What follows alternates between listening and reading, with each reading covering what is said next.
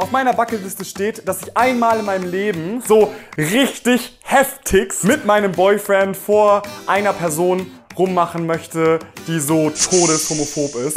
Leute, was geht? Ich hoffe, es geht euch gut. Leute, vor einigen Tagen hat mir jemand geschrieben, dass ich mal wieder ein Teil Vorteile am Schwulsein machen soll. Und ich habe daraufhin eine Umfrage auf Instagram gestartet, die sehr eindeutig war. Das trifft sich sehr gut, denn gerade gestern war ich auf einem Konzert bei Todrick Hall. Leute, es war so unglaublich geil! Ich glaube, das war wirklich das beste Konzert, auf dem ich jemals war. Locker 60% der Leute waren gay, 25% waren super strong, independent women und dann noch ein paar andere. Aber ja, als ich von dem Konzert nach Hause gekommen bin, war ich die ganze Zeit so in diesem Mood. Being gay is the best thing in the world. Und was gibt es für bessere Voraussetzungen, um dann so ein Video aufzunehmen? Ich würde sagen, ich laber gar nicht weiter vorweg, sondern wir fangen direkt an, okay? Okay, fangen wir mal mit einem Kommentar an, bei dem ich, als ich ihn gelesen habe, einfach richtig lachen musste. Und zwar ist der von So ein Fangirl und sie sagt, wenn dein Crush in deiner Sportgruppe ist, macht das Umziehen deutlich mehr Spaß. Und ich dachte mir nur so, yes, yes, girl, so true. Leute, ich weiß ja nicht, wie das bei euch an der Schule ist, aber ich empfand Sportunterricht immer als Pain in the ass des Todes, so. Wir haben so gefühlt jedes zweite Jahr Volleyball gespielt. Diese nervigen, alljährlichen 5-Kilometer-Läufe, ich könnte kotzen. Dann das Beste von allem, wenn du so 2 Stunden richtig schönen Sportunterricht hattest und danach ungeduscht, stinkend 2 Stunden Mathe hinterher. Muah, Leben könnte nicht besser sein. Der einzige Lichtblick jedoch ist das, was so ein Fangirl in diesem Kommentar erklärt hat. Ich meine, wenn du jetzt Pech hast und du alle Boys oder Girls, je nachdem, in deiner Klasse so damn unattraktiv findest und dich das daran zweifeln lässt, ob du jemals in deinem Leben jemanden treffen wirst, bei dem du dich nicht schütteln musst, dann erstmal sorry for that. Und ja, wirst du, also das kann ich dir hier und jetzt versprechen. Wenn du aber Glück hattest und jemanden, den du actually richtig heiß fandest, dich mit dir umgezogen hat, dann freut man sich auf den Sportunterricht. Ob ich das in meiner Schulzeit erlebt habe? Ja, für einen sehr kurzen Zeitraum leider nur, hatte ich dieses Vergnügen. Ist das jetzt spannend? Tja, keine Ahnung. Also ich meine, ihr seid zusammen in einem Raum und Augen sehen, was sie sehen. Aber Leute, ne, auch wenn euch gefällt, was ihr seht, reißt euch zusammen. Es ist immer noch Intimsphäre und niemand möchte von irgendwem angegeiert werden, ne? Manche Dinge kann man nicht übersehen, wenn man in einer fucking Umkleide ist. Aber trotzdem...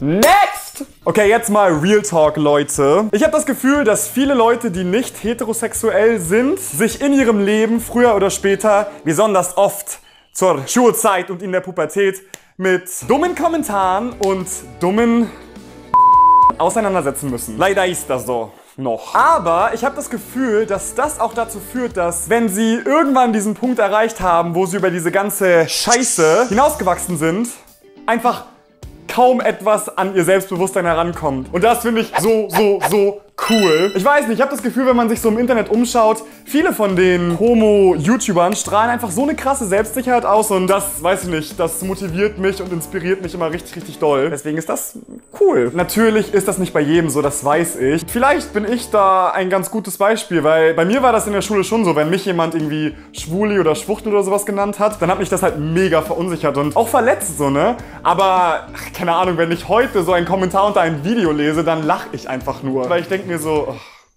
fuck off. Wenn die Person denkt, dass mich das wirklich verletzt, dann kann ich nur über die Dummheit dieser Person lachen. Und das ist jetzt so ein kleiner Unterpunkt, der auch dazu gehört. Also bei mir war das während der Schulzeit so, auch wenn ich jetzt denke, dass das ziemlich dumm ist, dass ich halt Schiss hatte, dass Leute zu mir irgendwie sagen, das ist nicht männlich oder das machen Jungs nicht oder bla bla bla. Sowas halt, ne? Und dass Leute halt dann zu dir sagen, dass du schwul bist, weil das in den Köpfen der Teenagern oft bedeutet, du bist halt nicht männlich oder whatever so. Anyways, seitdem ich geoutet bin, sind mir diese ganzen Sachen so egal. Ich kann einen fucking Crop Top tragen, wenn ich will. Ich kann einen schicken Anzug tragen. Ich kann mich schminken lassen, wenn ich darauf Bock habe. Oder ich kann mich eine Woche nicht rasieren, so who cares? Habe ich dieses Oberteil extra angezogen für diesen Moment?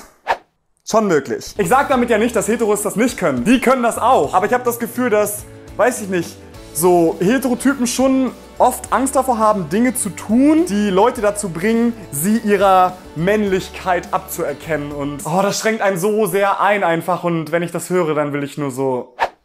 Aber ich will auch nicht zu sehr judgen, weil ich war ja genau an dem gleichen Punkt. So, und das ist hart und das ist nervig und das reduziert die Lebensqualität. Next, schnell! Jetzt kommt das Beste. Scarlett hat auf YouTube geschrieben: Außerdem hat die Erde sowieso Überbevölkerung. Wir helfen der Menschheit.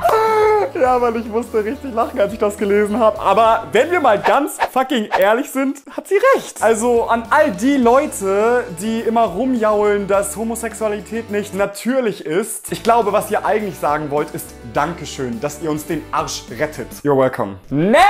Ich hatte das ja schon erzählt, ne? Als ich gestern von dem Konzert zurückkam, war ich so richtig happy und dachte so, Mann, die LGBTQ+-Community ist so cool. Dann habe ich so überlegt, Mann, ja, so viele coole Leute sind Teil dieser Community. Wir haben Todrick Hall, RuPaul, Neil Patrick Harris, Troye Sivan, Redmond Rock, David, Milan und Nico und Questery. Ich meine, was gibt's da noch zu meckern, ne? Ich hatte so ein Video gesehen von Raffas Plastic Life und sie kann überhaupt nicht verstehen, wenn Leute was gegen die Community haben, weil so viele coole Sachen entstehen aus dieser Community. Was wäre Fashion ohne die Gays? Was wäre Musik ohne die Gays? Was wäre die fucking Theater- und Musical-Szene ohne die Gays? Und jetzt mal Hand aufs Herz, sie wäre einfach nicht existent. Once again, world, you're welcome.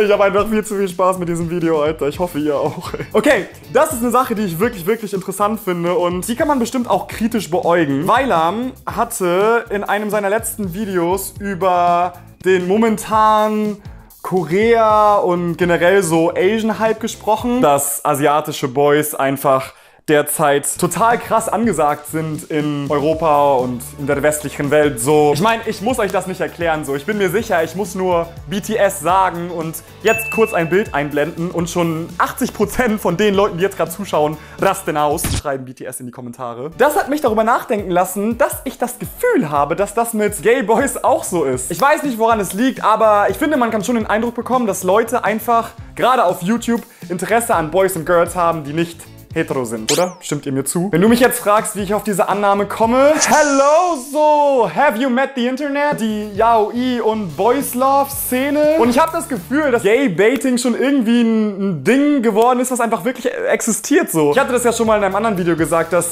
sogar Bands, so wie One Direction oder Five Sauce, ne, dass die dann immer am Ende, wenn sie mit ihrem Konzert fertig sind, auf der Bühne stehen und sich so gegenseitig in den Schritt greifen, um so Fanservice zu liefern. Immer auf der Bühne schön in den Schritt greifen. Was passiert, wenn sie von der Bühne runtergehen, hä? Shippings! Muss ich noch irgendwas hinzufügen? Okay. Next! Leute, und jetzt die letzte Sache für dieses Video heute. Ich weiß nicht warum, aber auf meiner Bucketliste steht, dass ich einmal in meinem Leben so richtig heftig mit meinem Boyfriend vor einer Person rummachen möchte, die so todeshomophob ist. Und ihr damit so den ganzen Tag, am besten die ganze Woche, inklusive Wochenende, so richtig schön zu versauen. Wird Karma mir dafür eventuell in den Arsch treten? Ja. Kann gut sein. Bin ich dazu bereit, dieses Risiko einzugehen? 100%. Gut, so, dann hoffe ich, dass du Spaß hattest mit diesem Video. Wenn du noch weitere Vorteile am Gay-Sein kennst, schreib mir das gerne in die Kommentare. Leute, meint ihr, ich sollte mal als Ausgleich ein Video machen, Vorteile am Hetero-Sein oder Nachteile am Gay-Sein oder irgendwie sowas? Manchmal schreiben mir Leute hier in die Kommentare so, Mann, jetzt fühle ich mich voll schlecht, weil ich hetero bin. Nein, so, bitch, don't, so. Es gibt unzählige Vorteile daran, hetero zu sein. Aber es gibt halt auch mega viele Videos darüber auf YouTube. Deswegen dachte ich, das hier ist der richtige Kanal, um mal die andere Seite ein bisschen zu beleuchten. Wenn ihr Bock habt auf noch einen weiteren Teil, lasst mich das gerne wissen. Nächste Woche Dienstag kommt ein richtig geiles Video. Nämlich treffe ich mich mit Chiara Nero und sie wird mich professionell einmal schminken. Freut euch darauf und dann sehen wir uns. Bis dann!